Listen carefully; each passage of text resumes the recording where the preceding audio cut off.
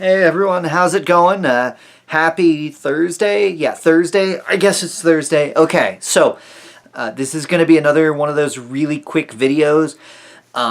So let's just cut straight to the chase. I didn't write again today, but I'm also okay with that, and I wanted to talk a little bit about something like this because I've seen plenty of other people hit a similar patch like this. I've seen other people hit a similar patch where they don't write for a couple days and like it all just falls off a cliff into this big cascading massive failure and feel bads and self-recriminations and it doesn't have to be that way. It doesn't have to be that way. So I want to talk a little bit about how to handle if you hit a patch like this where you don't write for a few days, because there's a right way and a wrong way to handle that. So first of all, just context. I have my day job in a cubicle. For funsies, I picked up teaching a class on Saturdays that started back in August, and it has been very fun. I love my students. They're really good. But that has also meant that the last few days have been consumed with this stack of grading that I am working my way through. Once I get that through to Saturday, I'll be fine. I'll be home free. But that has been consuming a lot of my time and energy, and that's why I haven't written. So that's why I haven't written, and this is something that I said a couple of days ago. The next few days are going to be rough, and they're going to show it in the word count. But here's how you handle a situation like this, right? Anyone out there like ever had to drive on like snowy roads? I'm from Kansas, so that tends to happen several times a year. Or since I'm from Kansas, sometimes we don't get snow, we just get ice, and you have to drive on that, right? And if you're driving on ice, right, like there's going to be times where you know that if you tap the brakes or whatever, you're going to skid. Like, right, you know that you're going to try to turn the wheel and you're just going to sort of start drifting and you're not actually going to be turning, right? Well, the bad way to handle that situation if you're driving, right, is to like try to turn and be like, oh my god, and then like panic and start flailing and spinning the wheel everywhere, and then you're going to spin out and hit a ditch or hit another car. Like, that's what'll happen. Really, in those situations, like, you need to be aware that you're going to skid, you need to be leaving space, and you need to be doing everything that's sort of nice and smooth. You gotta stay calm in those situations, because if you panic, you're just going to be even worse. So something similar happens like this when you're doing something like NaNoWriMo. You need to keep a level head for something like this, right? Like, I'm not freaking out. I'm not stressed. Sure, I'm a little bit frustrated, but I'm not going nuts, and I'm not spending a lot of mental energy beating myself up over it. You've got to be smooth and level.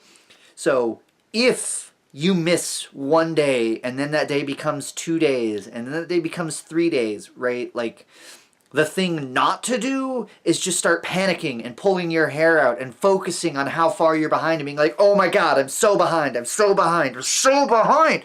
Don't do that. Don't do that. It's okay. If you're behind or something like that has come up, don't panic and cause all those negative self-recriminations.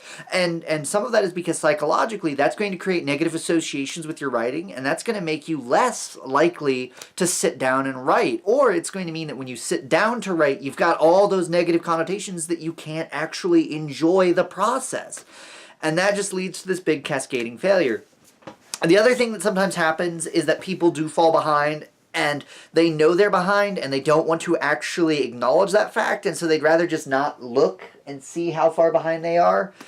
And so in that situation, what happens is that they basically just procrastinate, and they avoid their writing. It becomes easier to avoid their writing for 2 or 3 days, and then they're like, oh man, they feel really bad, so they avoid it some more. And then the next thing you know, like, a week has gone by, and they've fallen far behind enough that they just give up. They're just like, I can't do this. I can't do this. When in reality, had they stayed calm and acknowledged that they're behind and not flipped out about it, they might have been able to get back to writing after that busy spell passed after 2 or 3 days, maybe even 4 days. And they would have been able to slowly make up that ground, as opposed to just being like, oh my god, I can't do it, I can't do it. And they just sort of fall apart. So, I guess what I'm trying to say is that, like, yeah, like, I haven't written for 2 days, and 3 days ago when I did write, it wasn't very much at all. And that's okay, you know? Like, yeah, I'm behind. that's okay. The way not to handle this situation is to be freaking out and being like, oh my god, I'm going to have to write like 5,000 words tomorrow. I've got to just try to catch it. No, no, no, no, no, no. Avoid all of those negative connotations. Avoid all of that freaking out. You're busy. Life happens. It's okay that life happens. Know when you're going to be writing again. Don't worry about, I got to catch up and write 10,000 words that day. Don't worry about that, you know. Go above the minimum goal to start trying to catch up with your word count, and that'll be enough.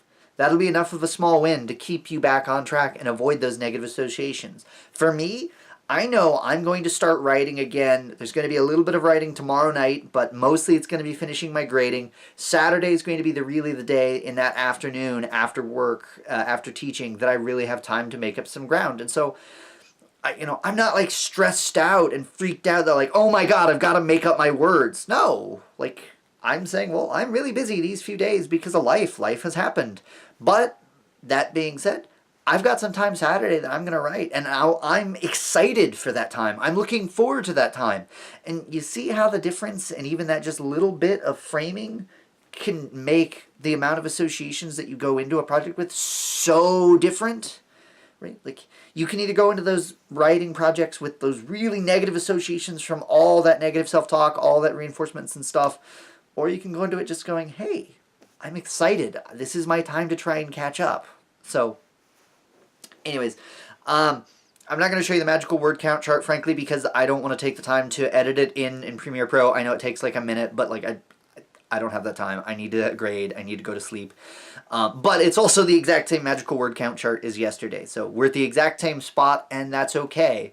And I wanted to take this minute to have this conversation because I've seen a lot of other people find themselves in similar spots, and when they find themselves in these spots, they just start overreacting and start stressing themselves out, and that's how one skid becomes 5 days off, becomes a week off, becomes a completely failed NaNoWriMo that someone just isn't happy with and they're really upset about.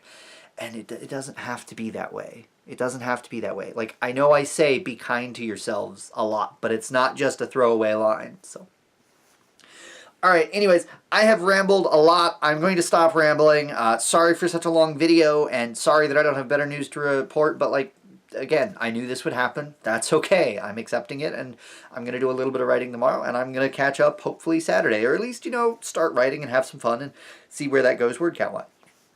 So, all right, if you're having trouble with NaNoWriMo, it's okay. You're not alone. If you've had a bit of a rough patch this week, it's okay. You're not alone. Just be kind to yourselves. Don't panic. It's all right. You can still make it up. You can still make the words. It doesn't mean that you don't want to be a writer or that you don't care about NaNoWriMo if you didn't write for a couple of days. All right, everybody. That's all I wanted to say. Just be kind to yourselves, all right? Take care.